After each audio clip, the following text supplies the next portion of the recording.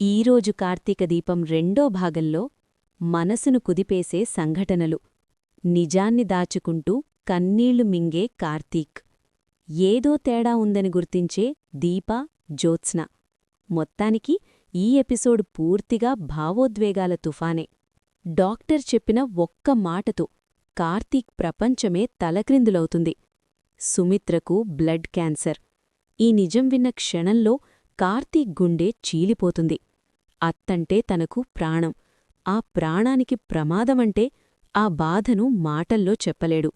ఈ నిజాన్ని ఇంట్లో ఎలా చెప్పాలి? ఎవరికి చెప్పాలి? ముందు ఎవరు తట్టుకుంటారు? ఈ ప్రశ్నలన్నీ కార్తీక్ మనసులో గూడు కట్టేస్తాయి. ఇదే సమయంలో ఇంట్లో దీప ఎదురుచూస్తూ ఉంటుంది. ఏం పర్వాలేదేమో అని మనసులో భయం.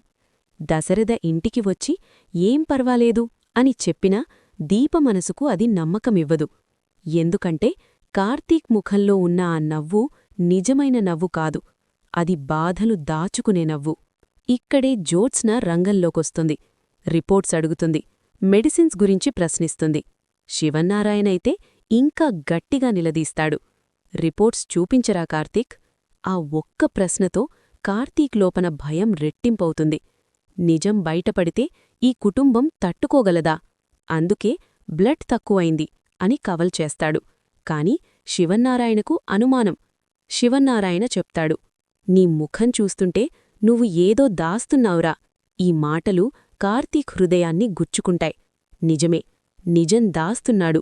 కాని స్వార్థం కోసం కాడు, కుటుంబాన్ని కాపాడాలని. ఇదే సమయంలో సుమిత్ర చేసిన పని కార్తీక్ను పూర్తిగా కరిగిస్తుంది. అకస్మాత్తుగా సుమిత్ర పాయసం చేస్తుంది. అందరినీ ఇలా కలిసి చూడాలనిపించింది అని చెప్పిన మాట కార్తీక్ లోపల తుఫాను. నాకు నువ్వు దూరమవుతున్నట్లే ఉందత్తా. కేవలం 2 రోజులే సమయముంది. ఈ నిజాన్ని ఎలా చెప్పాలి? ఎప్పుడు చెప్పాలి? కార్తీక్ లోపల కన్నీళ్లు, బయట నవ్వు. ఇక మరోవైపు శ్రీధర్ కథ. జ్యోత్స్న అకౌంట్స్ విషయాన్ని శివన్నారాయణకు చెప్పాలని నిర్ణయం. కాని ల్యాప్టాప్ ఓపెన్ చేస్తే డేటా మొత్తం డిలీట్. ఎవరు చేశారు? ఎప్పుడు చేశారు? జ్యోత్స్నకు ముందే తెలిసిందా?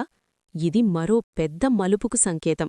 మొత్తానికి ఈ ఎపిసోడ్లో నిజం దాచుకున్న కార్తీక్, అనుమానపడుతున్న దీప, జ్యోత్స్న, గట్టి ప్రశ్నలతో శివన్నారాయణ, భావోద్వేగాలతో సుమిత్ర, రహస్యాలతో శ్రీధర్. ఇక ముందు నిజం ఎప్పుడు బయటపడుతుంది? ఈ కుటుంబం ఆ నిజాన్ని తట్టుకోగలదా? అది తెలుసుకోవాలంటే రాబోయే ఎపిసోడ్స్ తప్పక చూడాలి.